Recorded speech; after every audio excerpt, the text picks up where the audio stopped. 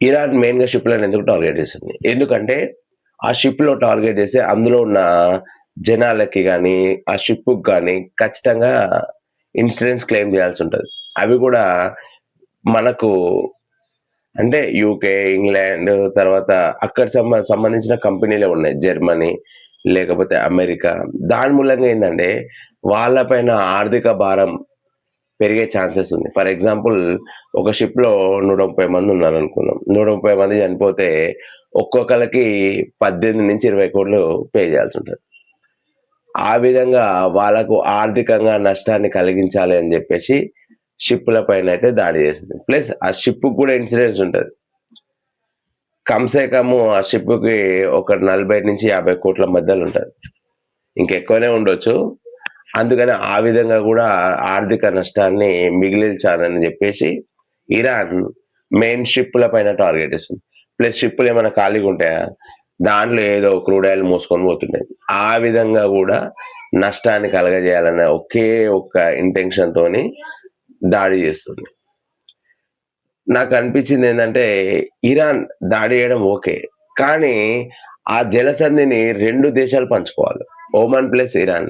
కానీ, ఒమన్ ఏం అనట్లేదు. అదే అర్థం అవ్వట్లేదు. ఇప్పుడు మనము ఒక ల్యాండ్ ఉంది. ఆ మధ్యలో గెట్ పెట్టుకుంటాం. ఇద్దరు అన్నదమ్ములకి సమానంగా పోతాం, వస్తాం. అంటే, ఆ ఇద్దరు అన్నదమ్ములకే. కానీ ఇక్కడొచ్చే వరకు ఇరానే ఆధిపత్యం కొనసాగిస్తుంది. ఆ హర్ముజ్ నది పైన. మరి చూద్దాం మరి ఆ కాల్వ వరకు మరి ఏమైతది ఏం కథ. నాకు తెలిసైతే ఇద్దరికి ఉండాలి. కానీ మరి ఇక్కడ వచ్చే వరకు ఒకటే దానిపైన డిపెండ్ అయితుండు.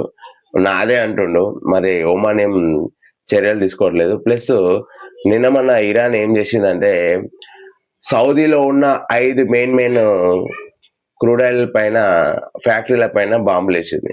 అంటే ఆల్రెడీ అనౌన్స్ చేసింది. ఏసేసింది. దీని మూలంగా ఆర్థిక నష్టాన్ని సౌదీలోని మిగతా కంట్రీల మీద గూడా పడే ప్రభావం ఉంది. నాకు తెలిసి ఈ రంజాన్ మాసంలో పవిత్రంగా ఉండాల్సిన నెలల ఈ స్వార్థపు రాజకీయాలతోని ఇరాన్ బాంబులైతే ఏస్తుందనిపిస్తుంది. అసలు ఎంత ఘోరంగా ఆలోచిస్తుందంటే ఇరాను, ఈ సౌదీ పక్కన ఒమాన్ దేన్ని వదిలేస్తలేదు. నీయమ్మ అన్నిట్ల మీద బాంబులేసింది. వాళ్ళని గూడా ప్రశాంతత లేకుండా చేసేస్తుంది. చూద్దాం మరి ఏమైతదేమో. ఈ నెలలో ఆఖరిలో అయితే చర్చలకైతే వెళ్ళే ఛాన్సెస్ ఉంది ఇరాన్. కానీ ఇరాన్ ఎక్కడ గూడా తగ్గట్లేదు. చూద్దాం అమెరికా మరి ఏమంటది? ఏంటి? ఏం కండిషన్సు? చూడాలి మరి. అమెరికా కొన్ని కండిషన్స్ అయితే విధించింది. "అరే భాయ్! నువ్వైతే మాతోని చర్చలకు రా. మేము చూస్తామంటే" ఇరాన్ అట్లా యాక్సెప్ట్ చేస్తలేదు. "అరే భాయ్! ఇప్పటికి మస్తు నష్టపోయినాం మనం. మాది టెహరాన్ గూడా నష్టపోయింది. చూడాలి ఈ రెండిటికి కలిసి. ఏం చేస్తారో చూడండి" అని చెప్తుంది. మరి ఏమంటదేమో చూడాలి.